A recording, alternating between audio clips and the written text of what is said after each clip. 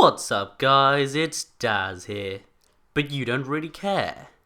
This video will be much darker than what you're used to, so sit back, turn off the light, and let me tell you about Pikmin and the legend of the Umibōzu.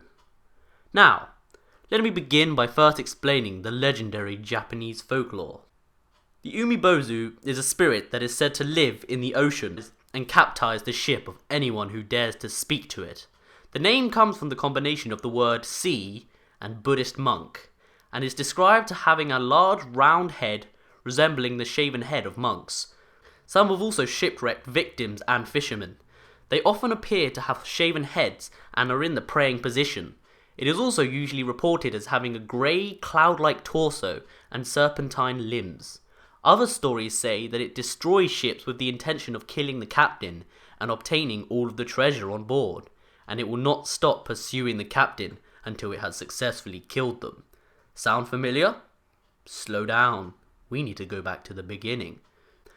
But first, if you've made it this far and have not finished Pikmin 3, or at least you do not know the final boss, then I advise you leave now. This video contains spoilers of all 3 games. You have been warned. Now, Pikmin 1. The basic storyline is Olimar crashes into a meteor and lands on a foreign planet. He finds the Pikmin and uses them to collect the ship pieces and eventually escapes. However, the Umibōzu legend actually begins here. For the legend to start, the captain must bother the creature in some way. But can you think where? Olimar breaks the egg of the Mamuta and releases the smoky prog, but that seems too late into the story, though it could have had a stronger effect on the legend in Pikmin. Moving backwards, Olimar also bothered the dormant onions and woke them up, but that doesn't make sense either. Olimar's been helping the Pikmin develop and evolve, so they wouldn't hate him, would they? Well, one data file from Pikmin 3 did say that Olimar had a dream that he was defeated by enemies and the Pikmin were carrying him back to their onion with the intention of juicing him down into more Pikmin. This also happens in the bad ending of Pikmin, but the intention there was to save him, right?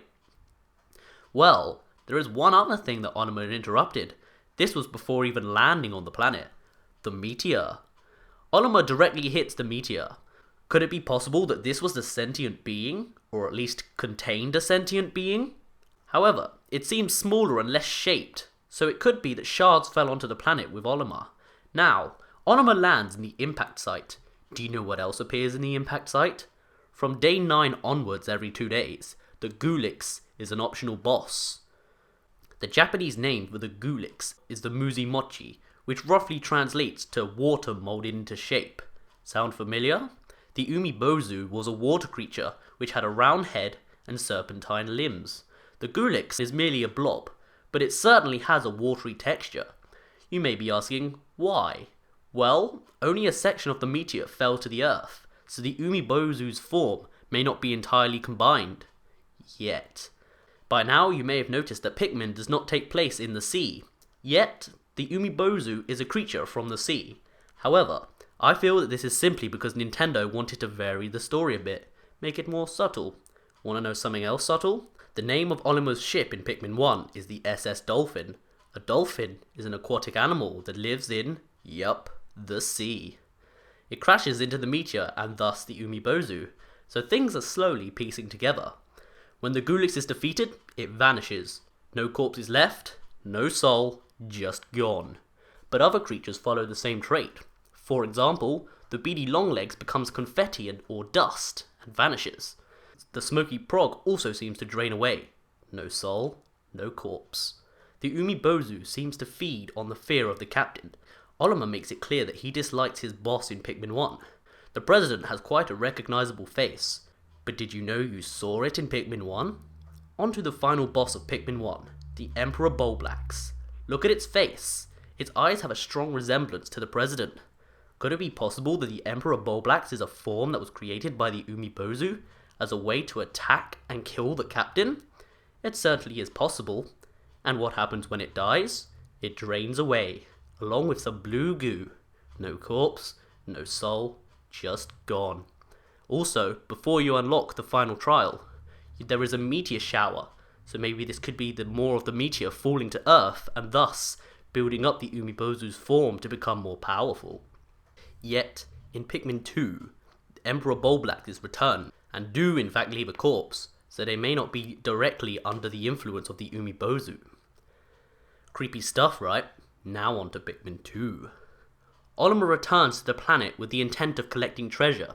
With him, he brings co-worker Louie, and a ship with AI supposedly named the SS Dolphin 2.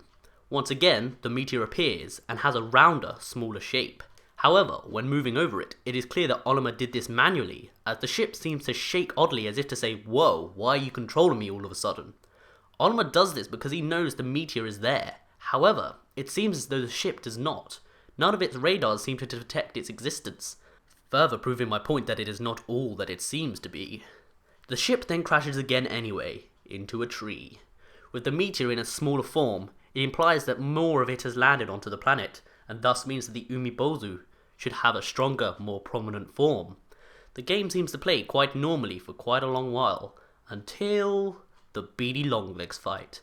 At this point, the body once again vanishes without a trace of existence. With the man at legs, the same outcome occurs. And then you reach the submerged castle. Inside, you find the scariest boss of the series, the Water Wraith. Upon arrival, the ship tells you it cannot detect it, almost as if its form is in another dimension. In its first stage, it is invincible and insta-kill with its rollers. The rollers act as its chosen mode of transport, as if it doesn't like moving manually on land, and would prefer to stay in the water. And where do you find the Water Wraith? In the submerged castle, which is in a large body of water, almost like a sea.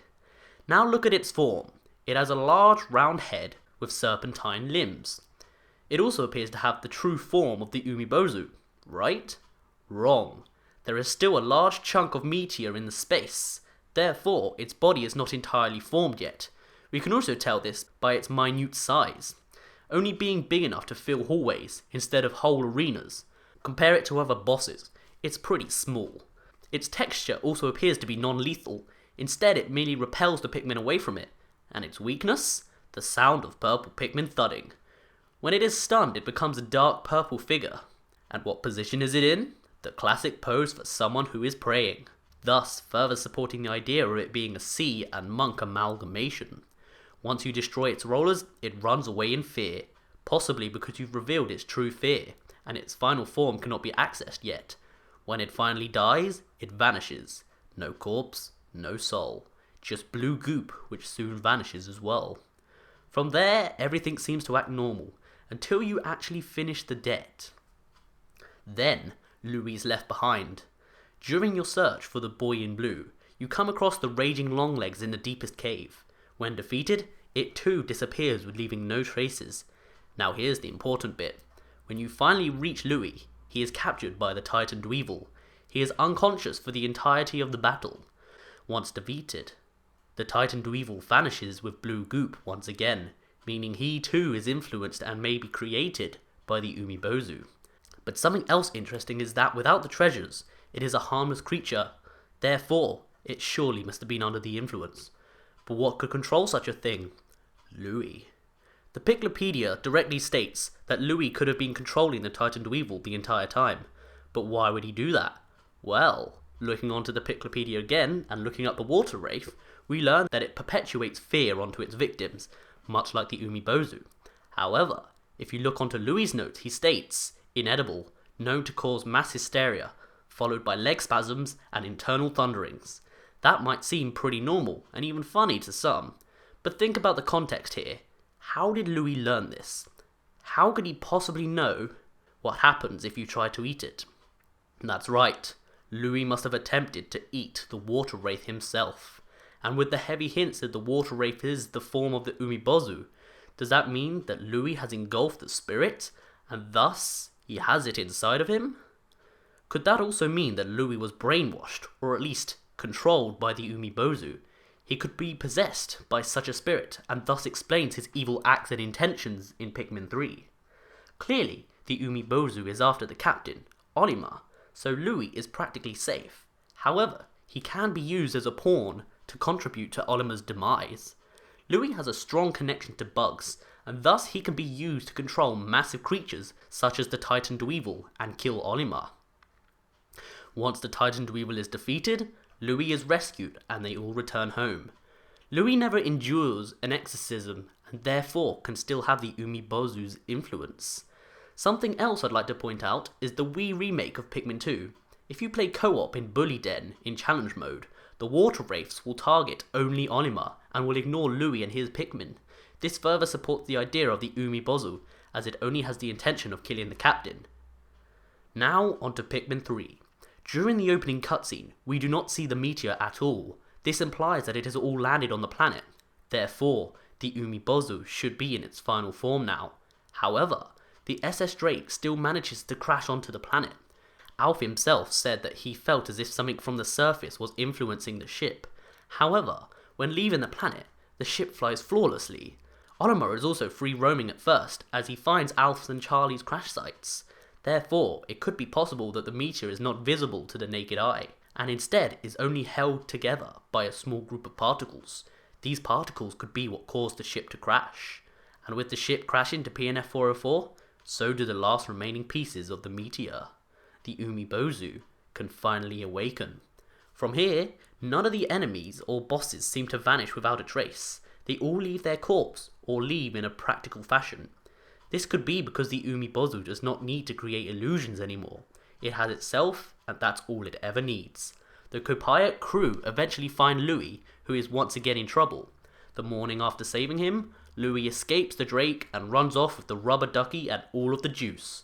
Louis seems to become more of an antagonist character. Why? Well, he still may be the possession of the Umibōzu, though stealing juice and the rubber ducky won't kill Captain Olimar, and the Umibōzu has no need to kill the Copilots. So maybe Louis is suffering from severe inner conflict. He recognizes that he is possessed by something and is struggling to cope with reality. Maybe his vision on what is right and wrong is blurred, so he cannot control himself. In Pikmin 2, Louis was also known as being a silent, shy character, yet now he seems bothersome and loud, always demanding food, food, food. Could he not be meaning food as in fruit edible to the Copilots and Hocatations, but instead the food of the fear in the captain? Maybe he is still mimicking the Umibōzu, which craves Olimar. Once the crew reach the final area, the formidable oak, things become weird. Olimar's notes say that Louis refuses to go up to the tower, and we see him run off during a secret memo cutscene.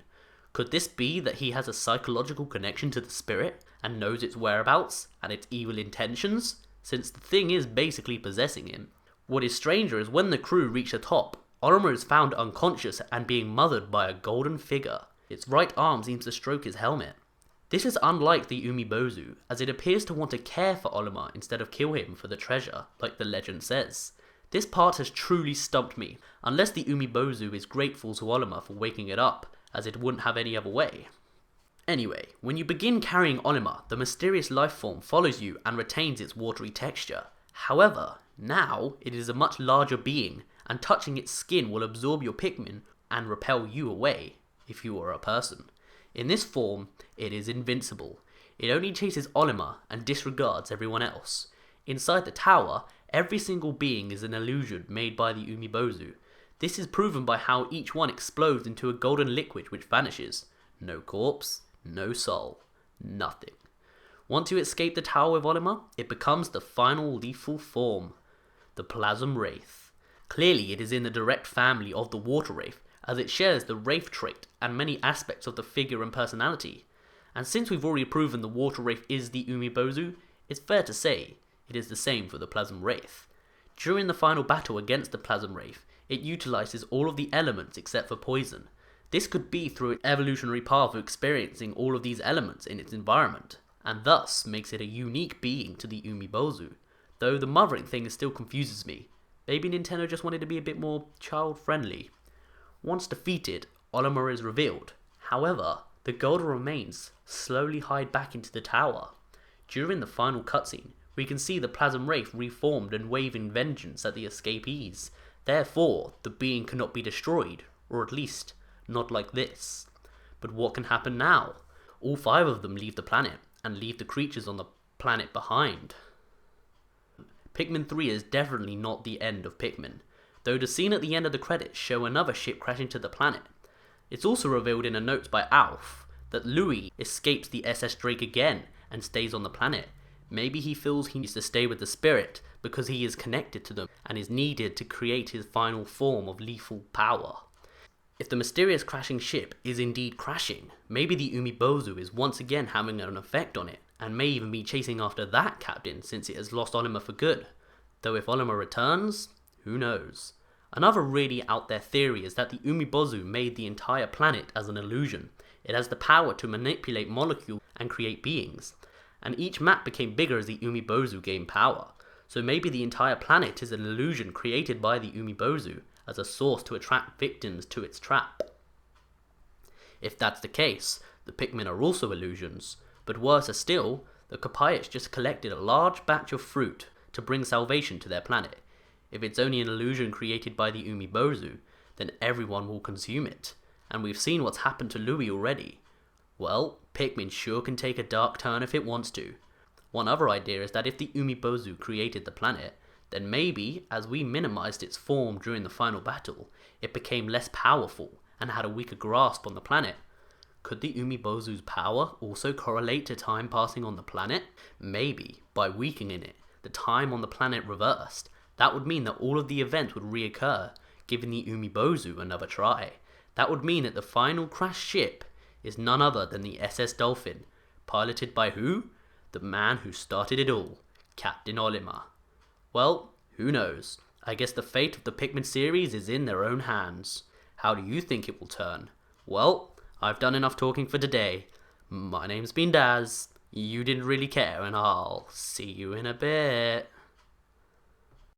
The Armored Mordad. Now what you want to do? No, nope. Keep it away from me. Is you want to get Rock Pikmin and smash his tail.